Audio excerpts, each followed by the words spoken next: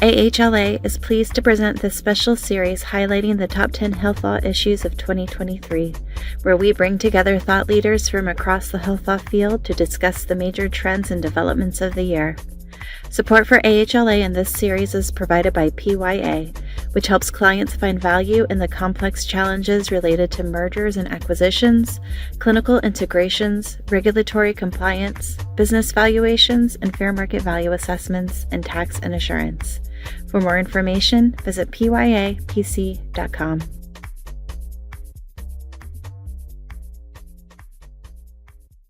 Hello, everybody. My name is Jane Jerzak. I'm a principal with PYA Healthcare Advisors. I am joined this morning, actually, by Todd Nova from Hall Render. And today we're going to be discussing drug pricing, the pharmaceutical delivery system. So welcome, Todd. If you could tell a little bit about yourself and how you got involved in kind of educating people on pharmaceutical drug pricing. Thanks, Jane. I appreciate it, and nice to be speaking with you again. So my name is Todd Nova, partner with Hall Render, and I ended up in this space probably like a lot of us did through a series of twists and turns following my interests. So I started out originally as a systems integration consultant with PricewaterhouseCoopers, which is basically back in the day the nascent stages of the web front ends that we were hooking into old mainframes. So did a lot of data analytics, data modeling, database development, and then interfacing with web front ends. Loved what I did, really enjoyed it. The travel was substantial, as you know, as a consultant yourself, which I enjoyed. But decided to go back to school, to go back to law school in part to be frank, to avoid the travel a little bit. But so I was very fortunate out of law school during law school, in fact, to get a clerkship with a health law firm. And that firm gave me the opportunity to focus on safety net provider, reimbursement, and pharmacy issues. So cut my teeth, so to speak, in the health law space under some amazing mentors, right? All of us got here because of the help of other individuals. And I was very fortunate to learn under some wonderful people. Learned a lot about what we call the payment systems arbitrage, the Medicare sort of chess game, making sure that structural, corporate structure and physical structure, for that matter, of healthcare systems for providers and pharmacies is optimized, which led me in 2010, when the law changed on 340B in particular, to some folks saying, hey, who knows data integration, data flow, safety net provider reimbursement, and pharmacy. And it was an odd confluence of all of those things that led me to where I am today. And so now effectively the entirety of my practice focuses on institutional, retail, specialty, mail order pharmacy optimization, right? Both from a drug delivery, registration, certification, licensure perspective, operations, reimbursement, and drug sourcing. A huge part of that, not surprisingly, is the 340B drug discount program, but then also establishing structurally care delivery systems for, again, institutional and retail pharmacies, because as we all know, with vertical consolidation in the industry, right, traditional retail pharmacies are providing more care. Traditional providers are getting into the retail and mail order space, and larger PBMs, right, themselves are getting into the care delivery space via pharmacies, specialty pharmacies in particular, but then also more traditional care delivery. Wow, thank you. What a great introduction. And you're the best person here to speak to drug pricing. What's new with drug pricing?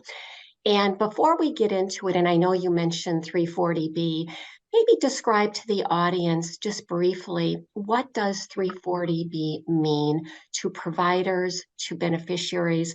What are some of the requirements? So the 340B discount program is a statutorily mandated program that says that manufacturers that would like to be eligible for reimbursement for their drugs under Medicare Part B, as in Bravo, and Medicaid have to sign what's called a pharmaceutical pricing agreement. That pharmaceutical pricing agreement obligates the manufacturers to provide drugs at a discount. That discount is based on a statutory formula. It's a significant discount for safety net providers. FQHCs, hospitals of various sorts. So disproportionate share hospitals, those are acute care hospitals, nonprofits, with a DSH percentage over 11.75. I know you in your practice do a lot of optimization of those DSH percentages. And grant-funded clinics as well as government hospitals. So again, what I was saying earlier, those safety net providers can access those drugs, and though the savings for those drugs are fungible. So those savings can be used in furtherance of the provider's mission, because again, they are either government by definition, they are safety net providers that are either government hospitals or nonprofits. So they have an overlay of that regulatory oversight, primarily by IRS, but in the case of grant-funded community health centers, also HRSA, which will have grant requirements that those entities obviously have to follow. So there are a lot of complexities that get into who is or isn't eligible, how those drugs may be sourced, how they can't be sourced, they be delivered to pharmacies. You and I were talking before this podcast. I know we'll talk a little bit about the elephant in the room on the 340B program, which is contract pharmacies, the unilateral manufacturer actions to pull back those contract pharmacies, and the state of the law right now in that. And what is that? Let's pull out our crystal ball and discern what that's going to mean for not just the integrated health systems, the FQHCs, community health centers that are participating, but also the contract pharmacies, right? So a lot of folks that are listening will be working with either for-profit health systems that have pharmacies that are partnering with these entities, or for-profit retail chain pharmacies that are impacted and will be impacted in one way or another by some of those developments. So that's the 340B program in a nutshell. Excellent, excellent. And in 2022, there have been a lot of changes and things that are really impacting the 340B program. So talk a little bit, Todd, in terms of what's been happening with this 340B program that seems to be a great benefit for the safety net providers, as you've described. The program has continued to function to allow these safety net providers to access drugs. So, right, the safety net providers, and we primarily in our practice represent providers and retail chain pharmacies. When the pandemic was in its most acute phase, and providers were tasked with caring for those acutely ill patients, those resources were used to further extend access to care, right? There were literally tents set up in parking lots, and that's where people went when they needed care. So those savings are used to further nonprofit missions. Most of those entities, again, by definition, they are safety net hospitals. So hospitals that serve a disproportionate share of the low income and uninsured, grantees that serve vulnerable populations, migrant health centers, Ryan White clinics, traditional federally qualified health centers, and also rural, so community hospitals, critical access hospitals, and certain children's hospitals. So those funds are used to further access to care in those communities. One of the things that we've seen, and folks have probably heard this, there's been a lot in the news. New York Times, Wall Street Journal have published articles that, in our view, inaccurately characterize the implementation of those programs. There are some technical oversights in the way the program operations were characterized in those articles, which we think are unfortunate, because it jeopardizes the access to those resources that objectively support care, right? Again, they have requirements to use those funds. They are not imposed by the 340B program, right? The 340B program statute is surprisingly thin. The regulatory oversight of the program has been eroded, or the ability of HRSA OPA, the Office of Pharmacy Affairs, to manage the program has been eroded because of a series of manufacturer lawsuits questioning the authority of the agency to administer the program. Or I should to be more accurate, what I should say is they are questioning the ability of the agency to issue regulations, right? That's primarily from a legal perspective what the manufacturers have pushed on. And we'll talk in a little bit about the manufacturers' views on contract pharmacies. But there's been some uncertainty surrounding the program because of that.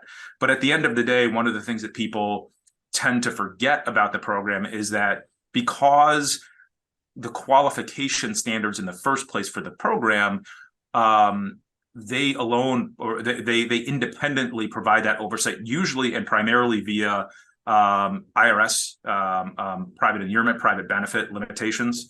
Right, you can't. There's no you can speak to private inurement and with your background better than I can. But there are limitations to what the funds can be used for and how they can be used. Right, community benefit is tracked. Also, the hospital providers are subject to EMTALA. They have to treat the patients that come in the door. So they do all of these things that truly benefit the community, and ultimately that's what the funds are used for.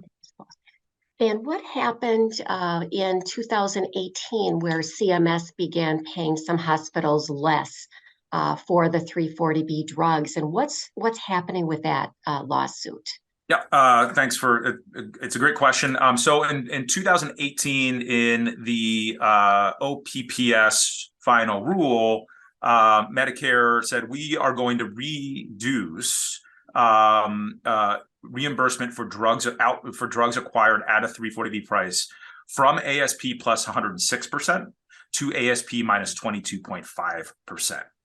By the way, and I don't think I mentioned it, right, but the 340B program, for those that aren't that familiar with it, is outpatient drugs only. Okay, so under the OPPS, they said that 340B, certain classes, the largest 340B covered entities, so some of them were excluded from it, but the major ones were going to be paid at ASP minus 22.5. That case, AHA filed a case, and then that ended up going all the way to the Supreme Court, AHA v. Becerra, and AHA won on the interpretation that CMS did not appropriately conduct a survey to justify the basis for its price reduction. So in one view, what they were doing is reducing, not in one view, literally what they did was they reduced 340B drug reimbursement and then used that, because those changes have to be budget neutral under the reimbursement provisions. So that budget neutrality then funded the market basket update for those years, and then that was paid to all hospitals, irrespective of 340B eligibility. So the Supreme Court said you can't do that because it was implemented incorrectly from a procedural perspective. They remanded it back to the lower court. So as of today, what affected covered entities for this current fiscal year should be, if they're not already, they should be getting paid prospectively back at ASP plus 6%. If you have open claims, we've recommended that covered entities refile those claims that are still within the refiling window. So if you haven't started that, do it. And also the other thing that we've seen is different MACs have slightly different guidance. So in any event, that's what CMS did. That's what happened. We'll see what happens prospectively. But for the current year, it's back to ASP plus 106.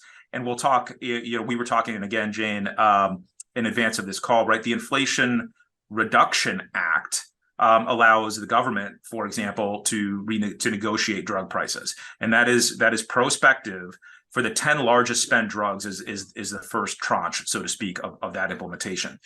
The interesting thing, though, is that that's going to impact drug reimbursement, right? So it's going to be 106%. It's going to be 106% of the maximum. That's right. I was blanking on it for a second, of the maximum fair price. So they're going to reimburse at 106% of the maximum fair price. For those of you that are involved in negotiating your wholesale distributor, your drug pricing agreements, make sure you understand how that's going to affect you. A lot of those drug purchase agreements will contemplate COGS, cost of goods sold. And so that should eventually work its way through, but that cost of goods sold, if it's based on an ASP price metric, is different than this fair market price concept. So we don't know exactly how that's going to work out, but it's not automatic, and it doesn't mean that the government is going to reduce your purchase price of the drug. It means the government's going to ultimately reimburse less and push that obligation on to the purchasers indirectly to address it. So it's something that folks are going to want to be aware of. Do you think that is going to squeeze the margins for providers? In the short term, yeah, I do. In the long term, I think it will begin to get remediated. But for some providers, it's going to have an impact, right? They can't, because the purchase of drugs is a contract issue between the purchaser, right? Whether it's a Soul Community Hospital or a Dish Hospital or a physician clinic. They negotiate drug prices typically with a wholesale drug distributor, and this is a question of how Part B of how Medicare is going to reimburse for the drugs and what those negotiations are going to be. In other words, what they're going to negotiate is what that fair price is, and that fair price is going to be the basis for reimbursement, and that does have a huge impact, right, on drugs. And so it'll be fair market price plus 6% rather than ASP plus 6%. So eventually, and it gets really complicated. We obviously don't have time to talk about it now. But though that drug pricing is something of a positive feedback loop, it's very complicated.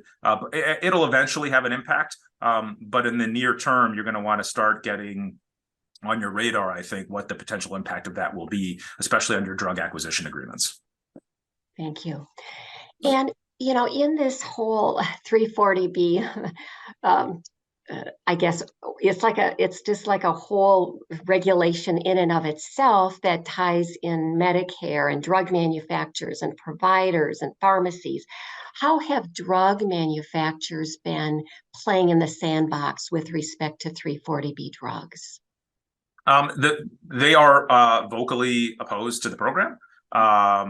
And they have their reasons, and certainly ultimately the biggest issue with the manufacturers has been the use of contract pharmacies in the 340B space.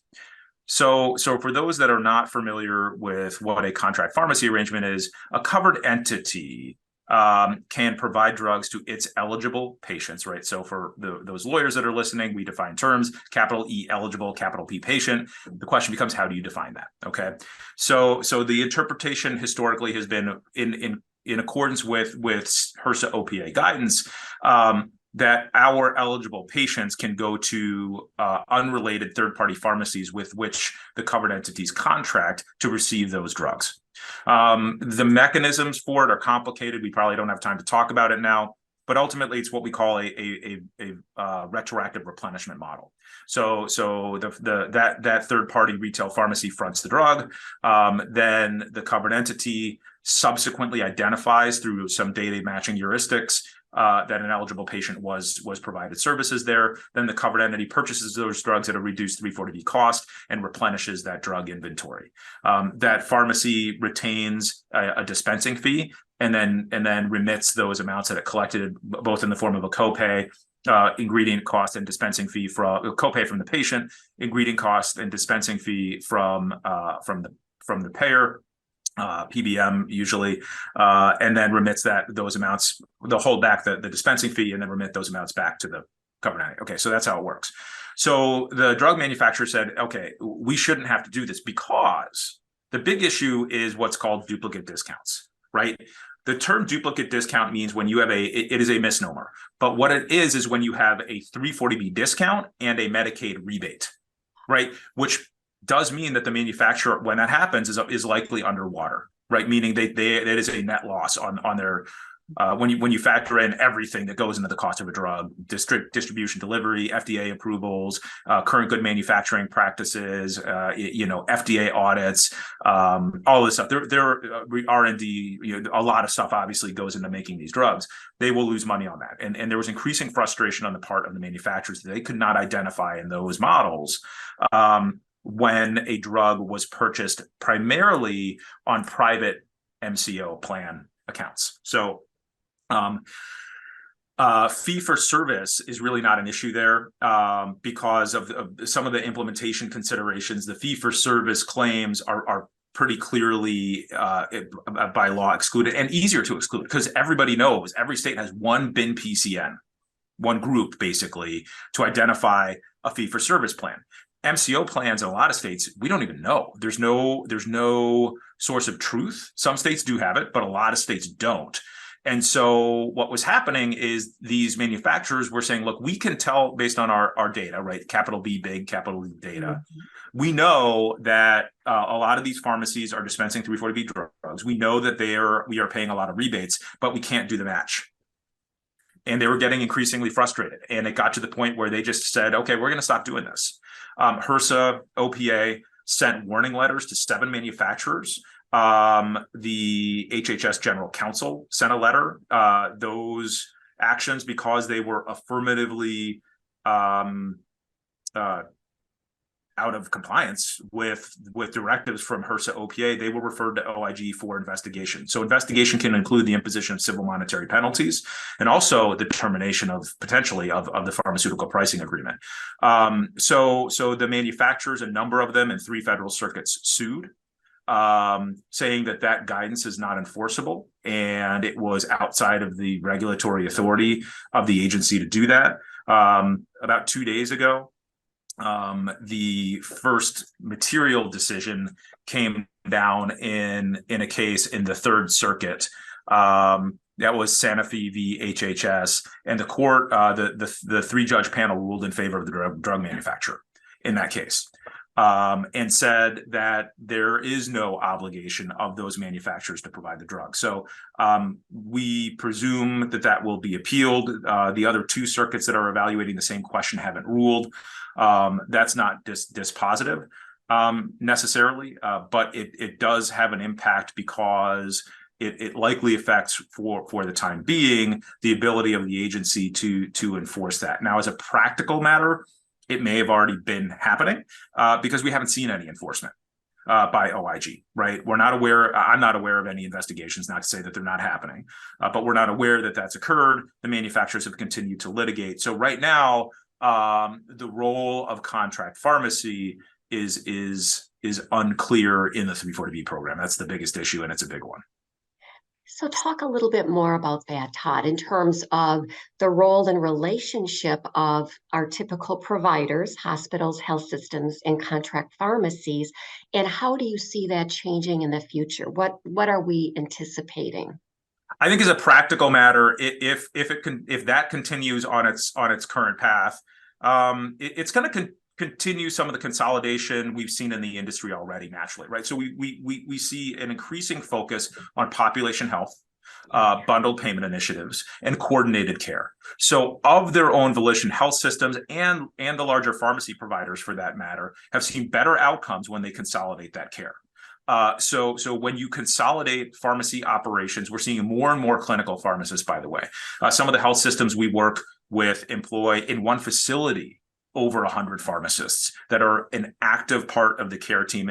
And Jane, I know you're a nurse by background, and so I'd be curious your thoughts too, in terms of the role that pharmacists in particular, but perhaps more broadly, nurses and other adjunctive care providers can play in terms of optimizing those bundled payment initiatives.